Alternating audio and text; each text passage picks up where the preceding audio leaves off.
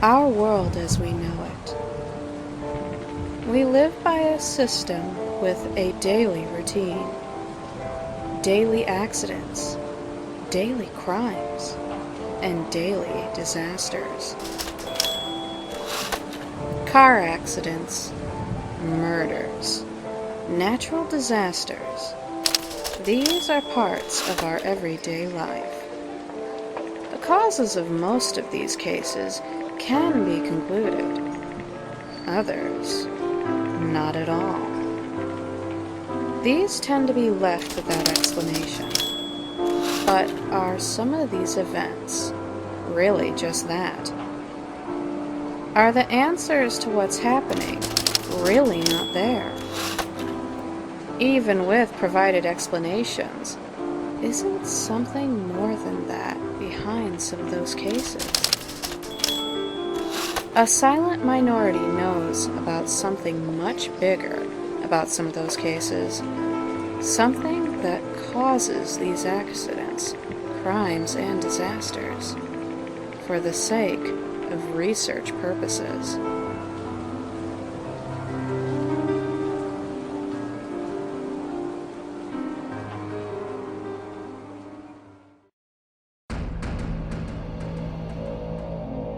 John Tidor, the name of a famous bulletin board poster who claimed to be a time traveler from the year 2036. He posted on several bulletin boards during 2000 and 2001. In these posts, Tidor made numerous predictions about events in the near future, a number of them being vague, and some of them being quite specific. He described a drastically changed future, in which the United States had broken into 5 smaller regions. The environment and infrastructure had been devastated by a nuclear attack, and other world powers had been destroyed. It didn't take long for these posts to turn out to be a hoax, with many of these predictions turning out to be false.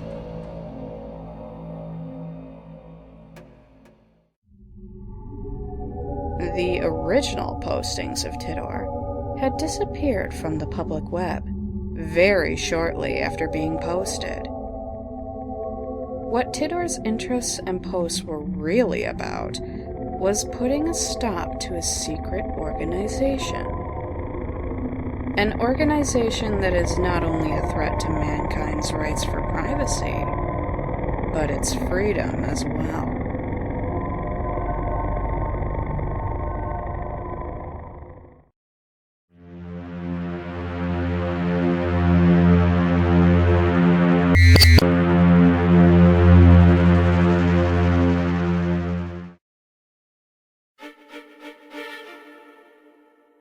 The FIO, short for Fond Izmienieni Obstayacyst, which translates to Foundation for Altered Circumstances.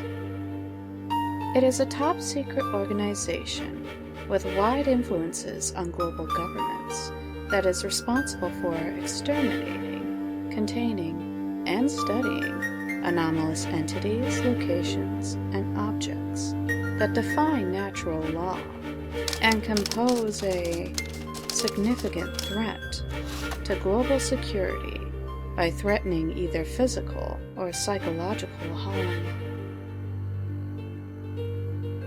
The organization is known for keeping all these things in the dark. Those who would witness the FIO carrying out their job, or manage to obtain information of the organization, or any of its subjects, are known to be silenced in various ways, varying from memory loss and mind manipulation to torture and death. Thus, everything that the organization does is being kept in the dark. How the organization manages to hide all these actions so well remains a mystery.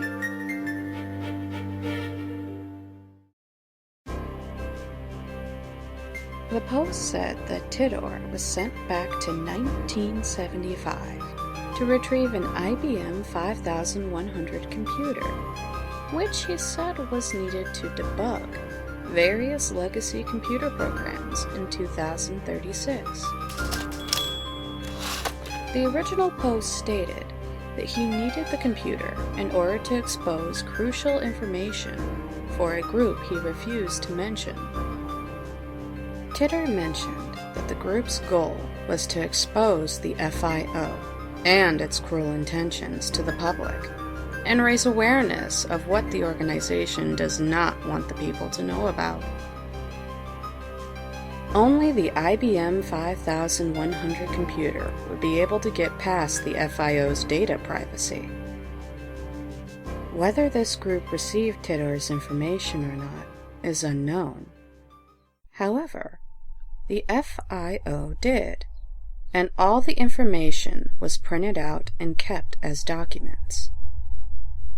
These documents, now kept as records, were hidden, buried away in the midst of Geisterslut, a location that is said to contain an anomaly.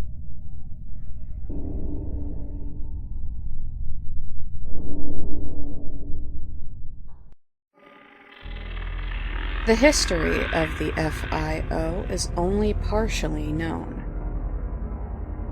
The organization started off as a small group made up of scientists, military leaders, and government officials located in Hanover, Germany. They were put together through secret associations between Germany, Russia, and America by Gabriel Adler back in 1943, World War II. With the war going on, the group conducted experiments at an abnormal spot that had been found in the Mache. It is known that this was the first anomaly that the group secured and investigated upon. In 1947, the first three factions, the German faction, American faction, and Russian faction, were born from there. All three factions were secret committees of scientists, military leaders, and government officials. It's known that in the same year, a group called Majestic 12, which was a secret committee consisting of the same individuals, was formed by an executive order by U.S. President Harry S. Truman. Word was that the group was to assist in the recovery and investigation of alien spacecraft. However, what many experts and conspiracy theorists don't know is that Majestic 12 served as a code name for the American fraction of the FIO. The fact that it was formed by President Truman was a cover-up in order to continue keeping the FIO in the dark. The same for the supposedly leaked secret government documents. As the Cold War approached, the three factions continued working with each other, despite all of the upcoming events. During the Cuban Missile Crisis in 1962, the three fractions decided to create a fraction for each country in case the Cuban Missile Crisis escalated. It was to ensure the safety and concealment of the organization with an ongoing nuclear war. From there on, fractions have been created all over the world, with each country having one. With the symbol of the organization first being identical to the reinforcement rune of the El Codice la Radiazione prophecy, also known as the Code Radiazione prophecy. The FIO noticed the resemblance during 1962 and changed it to what it is today. Whether the resemblance was on purpose or not remains unknown, even to the organization itself. Though experts believe that the organization somehow took influence from an inside man. Any info on a possible inside man is not known, though.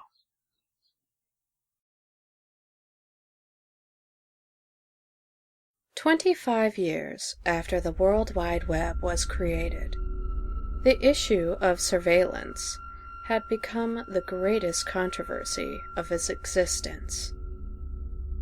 The FIO's data privacy is all over the World Wide Web, more specifically, the LP. The LP, short for La Vie Privée, is the core of the data privacy of the FIO. Each fraction has their own LP section for the sake of their own data privacy.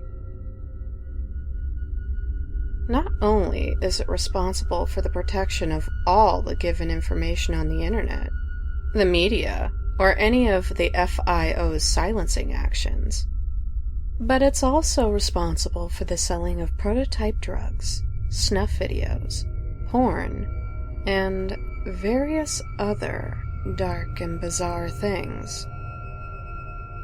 The material isn't actually sold for the sake of money, but rather for the sake of experiments, turning clueless people into subjects of obscure projects and having them monitored for as long as their lives would last.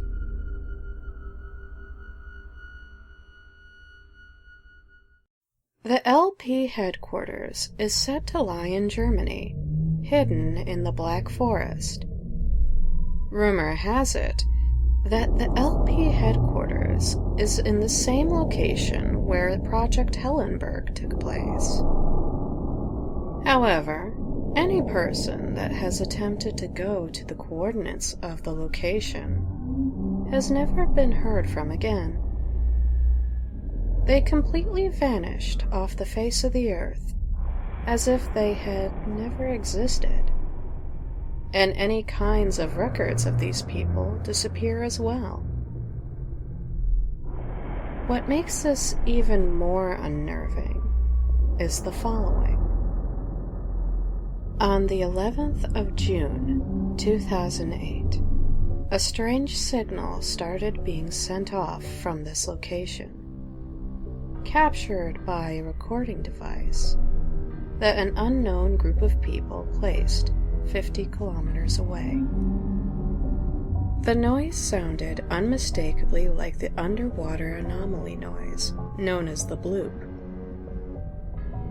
The transmission lasted for approximately 4 minutes and 2 seconds, then stopped. Up to this day, no one has any idea why that signal could have been transmitted.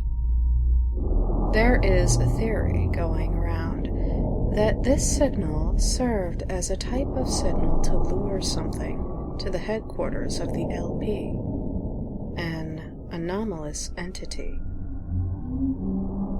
Why exactly this anomalous entity would be lured right to the LP headquarters, though, puzzles even most expert theorists.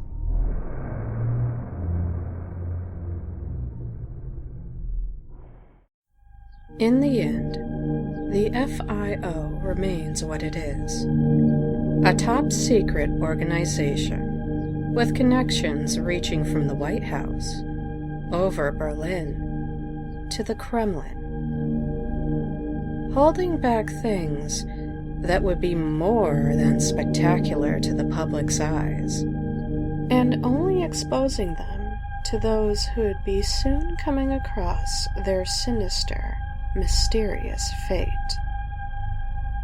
Monitoring people's every move, silencing the truth, and replacing it with lies, filling daily life with hoax and bogus, How many of the accidents that we see out there are really accidents? How many of them weren't real accidents at all? How many murderers had their minds manipulated when they killed who they killed? How many natural triggered disasters were influenced by anomalous activities? How many crimes have more to them than meets the eye? And at last, what is real and what is not? Everyone is free to believe what they want, but the truth remains.